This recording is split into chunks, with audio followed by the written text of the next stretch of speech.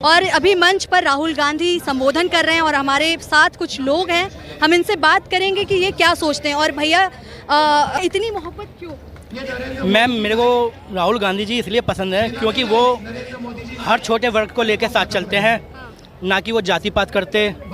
आपके छोटे से छोटा जो वर्ग होगा उसको अपने साथ और उसे समेट के रखते हैं। हमारी बीजेपी सरकार ने क्या करा है? ना नारी सुरक्षा दी, जो भी उसने कहा वो सब झूठ है।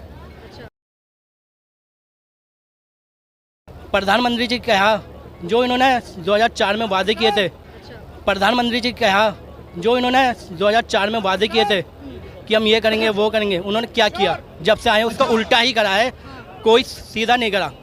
उन्होंने राम मंदिर बनाया। मैं हिंदू, सही है, मुझे बहुत खुशी है, लेकिन राम मंदिर बनाया, लेकिन उसमें जो प्राण प्रतिष्ठा कराई। आप अपना घर बनाते हैं, अधूरे घर में रह सकते हैं? ये बताइए। जब हम लोग अधूरे घर में नहीं रह सकते तो हमारे भगवान को अधूरे घर में प्राण प्रतिष्ठा क्यों करवाई हैं? वो सिर्फ चुनाव के लिए, बाद में भी हो सकती थी, लेकिन नहीं, उन्हें अपना वोट बैंक चाहिए था। इस वजह से आपको तकलीफ है, चलने में दिक्कत है, फिर भी आप इतनी दूर से आए हैं, क्या सोच करके आए हैं रैली में? आप तो मिल तो पाएंगे नहीं राहुल गांधी से, फिर भी आप इतनी दूर से आए हैं। मैं राहुल गांधी से मिलने के लिए नहीं आया, मैं उनको देखने और जो कांग्रेस के लिए मैं काम करता हूँ उसके लिए आया हूँ। जन जन को कांग्रेस के बारे में बताने आया हूँ। राहुल गांधी के विचारों को आम जनता के लिए रखता हूँ। जो माननीय राहुल गांधी जी बोलते हैं वो आम जनता को समझाना है और राहुल गांधी जी को प्रधानमंत्री बनाना है। आपका नाम क्या हुआ? पूर्व निगम पार्षद आम आदमी पार्टी से रेखा त्यागी। आप इनकी बातों से सहमत है कि राहुल गांधी को प्रधानमंत्री बनाना है? देखिए, प्रधानमंत्री कौन बनेगा अभी मैं नहीं जानती, लेकिन सरकार इंडिया गठबंधन की बनेगी, ये बात तय है। अभी तो कार्यकर्ताओं में ही सहमति नहीं है। एक कार्यकर्ता जो कांग्रेस का है वो कह रहा है राहुल गांधी, जो आम आदमी पार्टी की है वो तो मान ही नहीं रही है। ये शीर्ष नेतृत्व का काम है कि वो किसको प्रधानमंत्री बनाता है, लेकिन ये बात तय है कि गठबंधन की सरकार बनने जा रही है। इसमें प्रधानमंत्री कौन होगा ये नेतृत्व तय करेगा, ये कार्यकर्ताओं के हाथ में नहीं है। बीजेपी के बारे में क्या सोचते हैं? देखिए, बीजेपी के बारे में ये सोच है कि 10 साल के अंदर देश को लूट के खा गई। महिलाओं की इज्जत को तार तार करने का अगर सबसे ज्यादा काम हुआ है तो वो केवल भाजपा की सरकार के वक्त में हुआ है। भाजपा सरकार के टाइम में 3-3 हजार जिसके वीडियो वायरल हो रहे हैं महिलाओं के बलात्कार के, उसको इन्होंने टिकट दिया। बड़े शर्म की बात है, बड़े शर्म की बात है कि सारे बलात्कारी भाजपा के अंदर ही है। तो महिलाएं सुरक्षित नहीं है इस भाजपा के राज में। महिलाओं की इज्जत को तार तार किया जा रहा है। युवा सड़कों पर है, बेरोजगार है, महंगाई चरम सीमा पर है, पूरे देश में आग लगा के रखी हुई है। धर्म के नाम पर हिंदू मुस्लिम के नाम का चश्मा पहनाते हैं लोगों को। तो आप देखिए कि जब से कन्हैया कुमार का टिकट यहाँ पर डिक्लेयर हुआ है, मोदी जी को जमुना पार में आना पड़ गया। इससे बड़ी बात क्या हो सकती है? अच्छा, राहुल गांधी जो मंच से कह रहे हैं कि अमीर और अमीर होता जा रहा है, गरीब और गरीब होता जा रहा है, ये क्या कहीं किसी इस बात में सत्य है?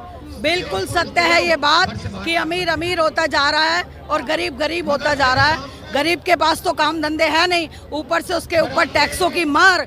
अगर किसी का 1000 रुपया भी रुक जाए बैंक का तो घर पे छापा मारने आ जाते हैं। लेकिन इनके अडानी अंबानी के इतने लोन इन्होंने माफ कर दिए, उनके ऊपर कितने कर्जे उन्हें भगा देते हैं देश से। तो ये तो बात सही है कि अमीर अमीर होता जा रहा है, गरीब गरीब। असल में पिसती तो जनता ही है।